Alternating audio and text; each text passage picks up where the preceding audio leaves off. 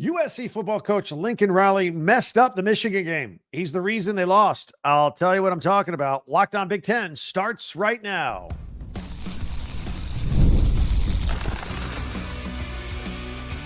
You are Locked On Big Ten, your daily podcast on the Big Ten Conference. Part of the Locked On Podcast Network, your team every day. Welcome to Locked On Big Ten. I'm Craig Sheeman. Coming up on 40 years as a sports talk show host and play-by-play announcer, and I want to thank you for making us your first listen each and every day. We're free and available wherever you get your podcasts and on YouTube, part of the Locked On Podcast Network, your team every day. And today's episode is brought to you by FanDuel. Place your first $5 bet, and you'll get started with $200 in bonus bets guaranteed. Visit FanDuel.com to get started. USC should have beat Michigan. How? I'll tell you. Plus, Whiteout 2.0 coming to Beaver Stadium, apparently.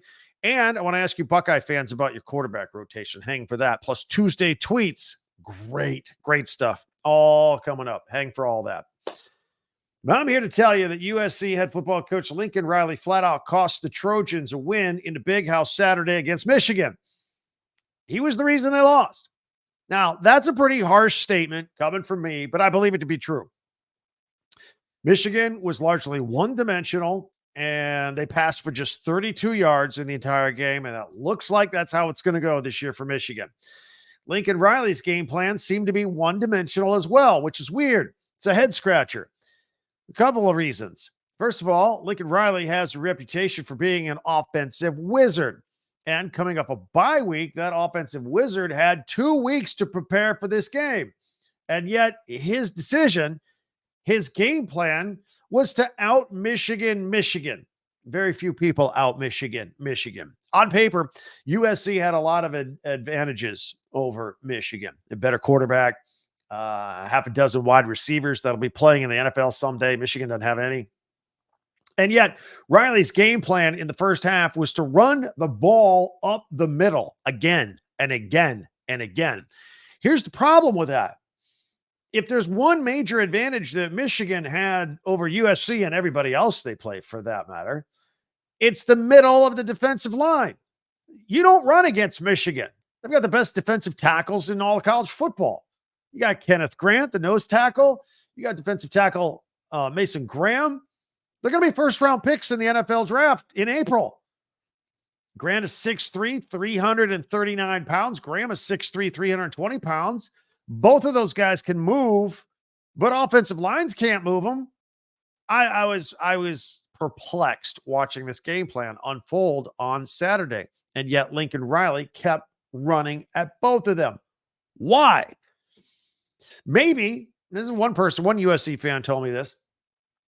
Maybe Lincoln Riley had no confidence in his offensive line, no confidence that they could protect Miller Moss in a passing attack. Now, granted, that became the case later in the second half.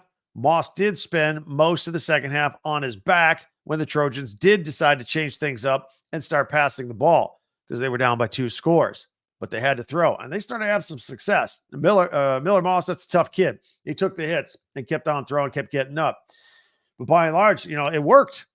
It worked because USC, they took over that game in the third quarter, changing things up. So why waste an entire first half, which resulted in just 3 points and USC down by 2 scores? USC should have been up at the half had they used their talent to their advantage, which they did not. You want to go back and look at it?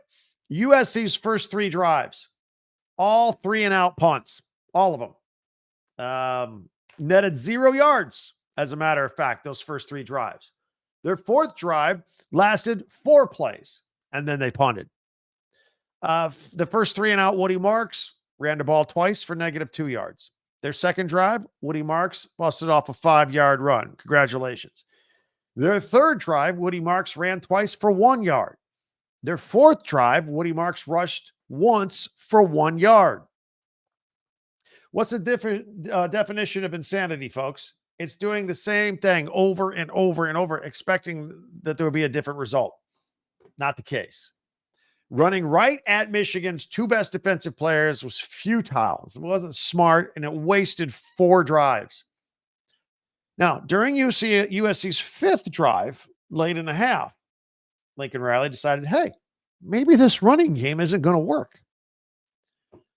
Going up the middle time and time again, maybe it's not going to work. So let's change things up. First play, Miller Moss passing to Zachariah Branch for 24 yards, first down. Later in the drive on 3rd and 11, Miller Moss to Zachariah Branch for 42 yards down to the Michigan 10-yard line. Now, to Michigan's credit, they halted that drive. USC had to settle for just getting some points on the board. They kicked a field goal, made it 14-3. But I'm convinced had Lincoln Riley had his guys thrown out of the box, they would have the lead at halftime, and it would have been a much different ball game. Now, maybe, maybe not. That's what I think. They certainly wouldn't have been down by 2 scores. Now, coming out in the second half, the Trojans got the ball first, you remember, and they put together a 12-play, 75-yard scoring drive. Just clicking. Closed it to 14-10. Of those 12 plays, USC threw the ball 10 times. 10 out of 12. Airing it out. Clearly, the game plan had shifted, and so did the momentum of the game at that point. If it were not for Michigan's Will Johnson and his pick 6 for Michigan at this point of the game, the script would have been totally different, in my opinion. Johnson's play was an emergency room triage for the Wolverines. They couldn't get any offense going in the second half. And for the rest of the game, really, until that last drive. They literally had 0 offense up until that last game-winning drive in the second half, Michigan did. And that was a 10-play, 89-yard scoring drive. Khalil Mullings scored a touchdown with 37 seconds to go on a do-or-die 4th and goal, and they got a touchdown. Game over. Well, almost over. But Lincoln Riley's ultra-conservative, Michigan-like play calling in the first half, it cost the Trojans the game. And while Zachariah Branch and Jacoby Lane and Jay Fair all made big plays, it wasn't enough. And we should give Wink Martindale, the defensive coordinator for Michigan, and his defense some credit here for corralling Kyron Hudson and Deuce Robinson and Quentin Joyner to just 7 catches and 56 yards combined. Plus, Miller Moss's favorite target, tight end Lake McCree, he did suffer an injury in the game. That obviously hurt the Trojans as well. But if Lincoln Riley and the Trojans are going to fail to use their advantageous weapons properly and instead, try to play Big Ten circuit 3 yards in a cloud of dust football, they're wasting a huge opportunity here. They're going away from their own strengths. Now, the Trojans have a couple of get-right games coming up. They host a Wisconsin team that's struggling right now after the loss of their starting quarterback, and they were struggling before that, as a matter of fact. Wisconsin's coming off a bye after getting crushed by Alabama at home. And they should win. The Trojans should win the October 5th game against Minnesota, although the Gophers will try and grind the game down defensively. They're going to try and do what Michigan did. They're going to try and run the ball. They're going to try and play good defense. The talent level is much different, though, so USC should win that game. But the next big test for the Trojans comes October 12th when the Penn State Nittany Lions come to the Coliseum. They better throw. I mean, I've seen some games. The Bowling Green game a couple weeks ago, Penn State secondary got carved up. Lincoln Riley better be prepared to throw the football in that game, or else I don't know why you would go away from your strength like that. That's what he did for an entire half of football. That's what cost the USC Trojans the Michigan game. Love to hear from you, Trojan fans. I know Michigan fans are going to write me and go, Michigan was winning the game no matter what. You're very enthusiastic. I love it. USC Trojan fans, though, definitely want to hear from you guys on all of that stuff. Be sure to subscribe if you don't mind. I always ask our listeners and viewers to subscribe. It's free forever. And follow and share Locked On Big Ten for free wherever you get your podcast. That way you get the latest episode of this podcast as soon as it becomes available each and every day. And also don't forget our website, talkbig10.com. All of our podcasts go there, as well as it's a great spot for you to get some merchandise for your favorite school and cheer on your team right there. Talkbig10.com. All right. It is, I think it's time for a second whiteout. That's what they're talking about up at Happy Valley right now for the big game coming up against Illinois. Got some questions for you, Ohio State fans, about your quarterback rotation. Very curious about something I'd like your opinion on. Plus, we've got Tuesday tweets coming up. It's all coming up right here on Locked On Big Ten. 5-Hour Energy. Let me tell you about it. It's great. Comes in a little bottle, convenient, bunch of different flavors. It helps you tackle a to-do list. Maybe after a long day of work, you need some energy to go work out and some 5-Hour Energy. All kinds of things. Maybe that little lull in the afternoon help you get through, or maybe you're driving late at night, blurry-eyed, get a little 5-Hour Energy. It is fantastic. So jump on, go to 5hourenergy.com. That's with the number 5.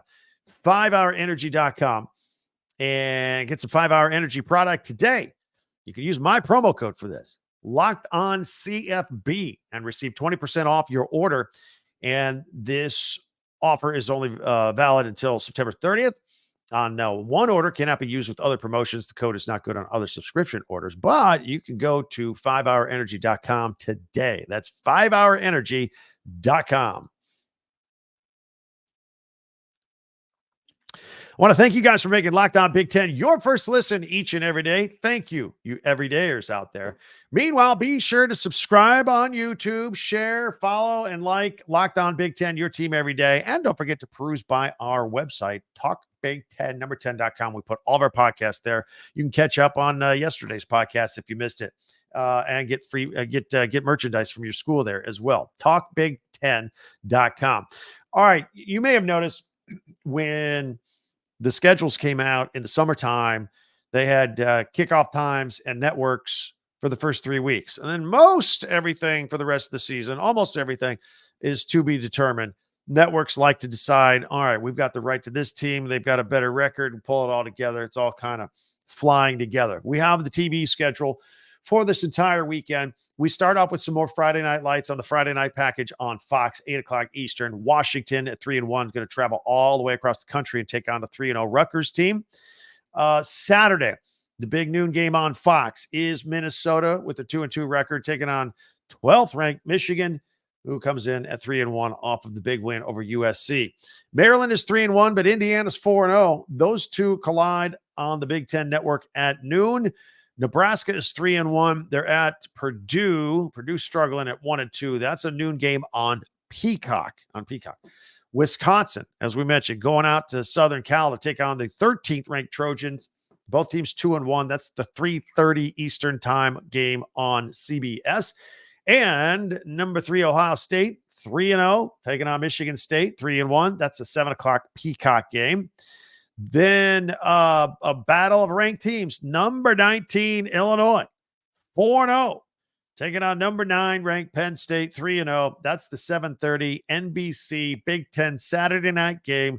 That's the game we're going to go live. You know by now that we go live on Saturdays after a chosen big game and cover all the Big Ten games, but give you immediate reaction right here on our YouTube, Locked On Big Ten YouTube page.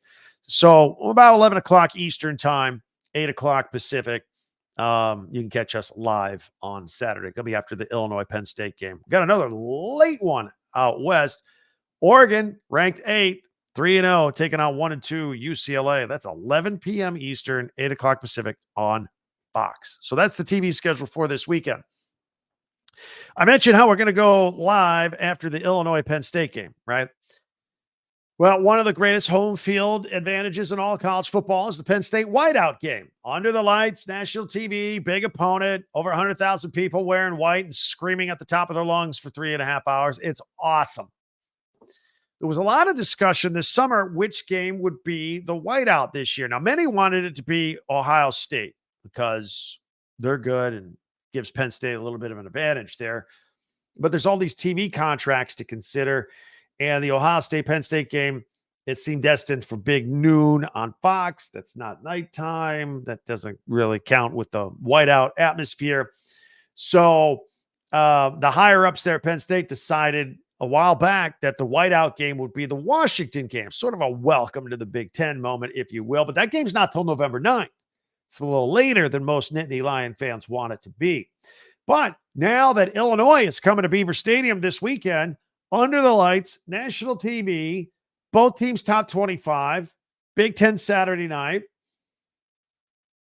James Franklin's going, hey, wear white. Bring that whiteout energy to this game. It looks like it's going to be a second, but first whiteout game, maybe 2 this year. There you go. I'm pretty excited about it. We're going to talk more about this game in tomorrow's podcast, by the way. Penn State and Illinois. Both teams got some things going on there. So I'm cool with it. Let's do a couple of whiteouts. I think it's fantastic. Now, Buckeyes fan, I want to ask you a question here. Hit me up with the comments on YouTube. Everything's awesome in Columbus right now. Buckeyes coming up a bye. Throttle Marshall 49-14. Business as usual. A lot of people putting up some big stats. There's no doubt that Will Howard is the team's starting quarterback for now, and it seems that five-star freshman Julian Sayin is going to be fast-tracked to be the team's starter next year when he's ready, right? Right? So why does Ryan Day keep putting backup Devin Brown in during garbage time? Does he feel loyal to him because he's been there battling 2 years in a row and just getting edged out for the starting quarterback job by Kyle McCord and then Will Howard back-to-back seasons? Maybe. And Will Howard's not going to be around next year. His eligibility will be up. So what's the succession plan? By the way, Brown, when he came in, completed 2 of 6 passes against Marshall for 14 yards. I'd really like to hear from you Buckeyes fans on this. There are people that are a little upset about it. Why isn't Julian Sayin in there getting meaningful snaps? What is the succession plan here? Hit me up. Let me know. Speaking of quarterbacks, another Raiola is coming to Lincoln. Buford, Georgia junior quarterback Dayton Raiola, Dylan's brother, has verbally committed to Nebraska. You all know their father, Dominic, was an All-American player at Nebraska, and their uncle Donovan is currently the offensive line coach for Matt Rule.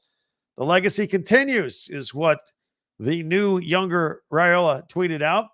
Raiola 2.0, as I'll call him for now, becomes Matt Rule's first pledge for the class of 2026. He's 6'1", 205 pounds.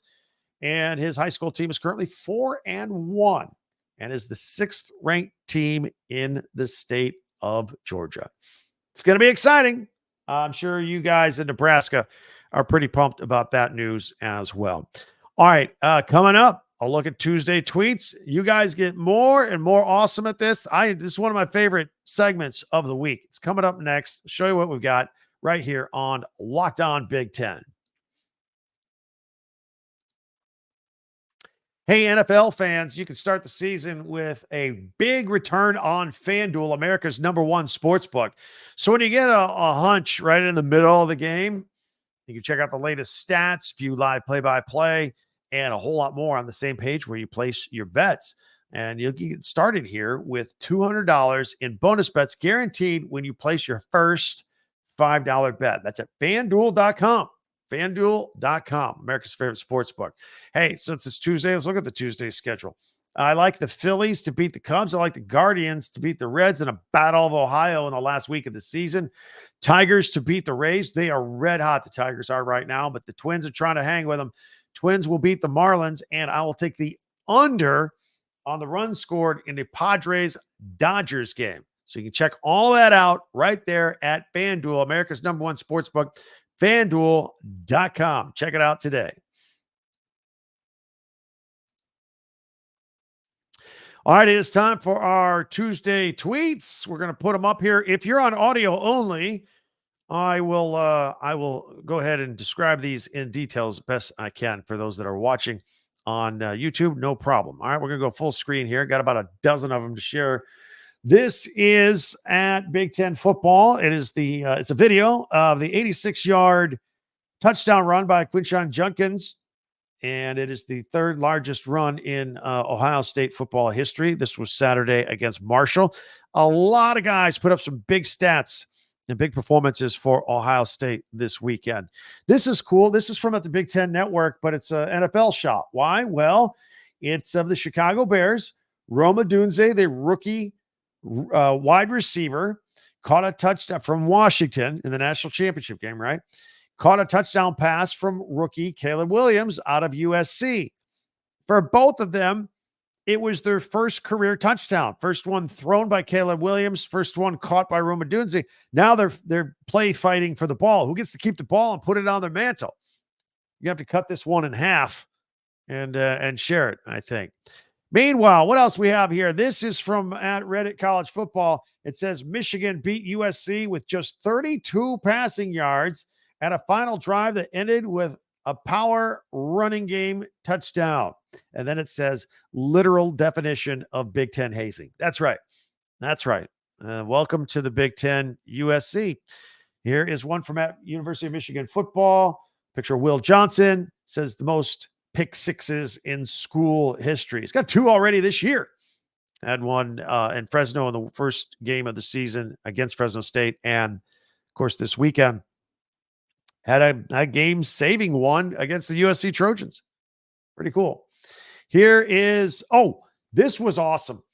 Remember we were talking about they were going to do the stripe out. They did the maze out before, but the stripe out's takes a little more coordination depending on what section you're in. You're going to wear blue or you're going to wear maize. This is an overhead shot of the big house, Michigan Stadium, with the stripe out, perfectly done. And this picture was taken as the Goodyear blimp was flying over the football field. That's a beautiful shot.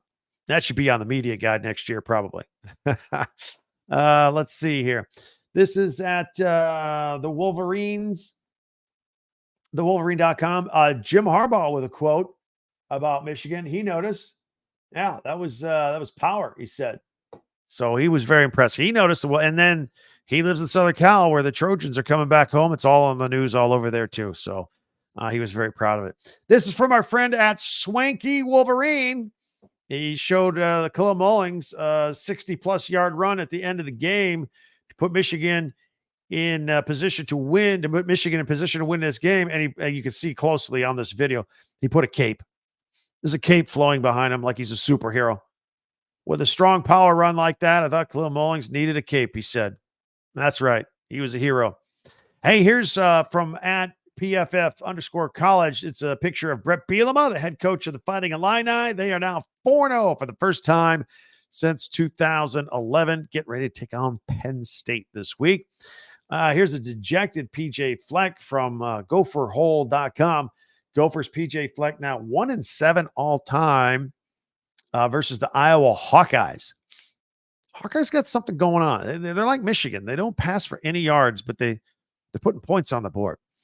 Here is from at Indiana football. All business. Picture of Kurt Signetti. 4-0. First head coach to start 4-0 in program history. How about that, Hoosiers? And averaging over 50 points a game, I might add. Floyd of Rosedale, the big pig trophy. It's coming home. Hawkeyes won over Minnesota. That thing's got to be heavy. Here's the news from at Black Shirts. Dayton Raiola has committed to Nebraska. The legacy continues. There you go. Another quarterback. He's a lefty, though. Here is at Big Ten football. It'll be 19 and number 9. Number 19 and number 9. Saturday night at Beaver Stadium. Here is a list of the AP poll with the Big Ten schools ranked. Got 6 of them ranked here. Ohio State at 3, Oregon at 8, Penn State at 9, Michigan up to 12. USC only falls a couple to 13 after losing to Michigan, and Illinois in there at number 19, and number 19 Illinois at number 9 Penn State on Saturday night. And here's one from at NBC Sports. Which Big Ten team will stay undefeated the longest? How about that? Illinois undefeated, Indiana undefeated, Oregon, Penn State, Ohio State, and Rutgers undefeated. How about that? That is fantastic.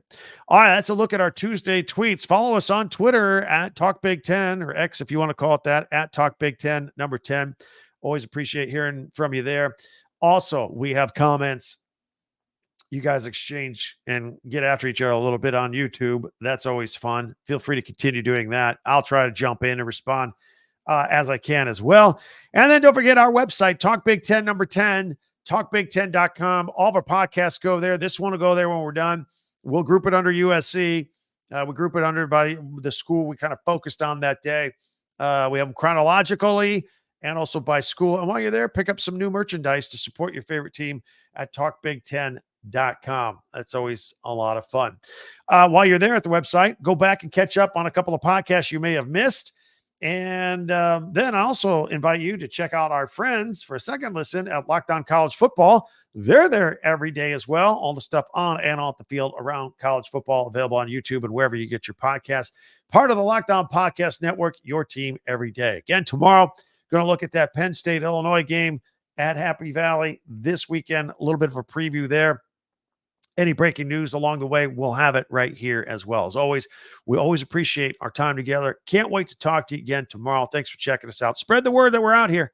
I'm Craig Sheeman for Locked On Big Ten.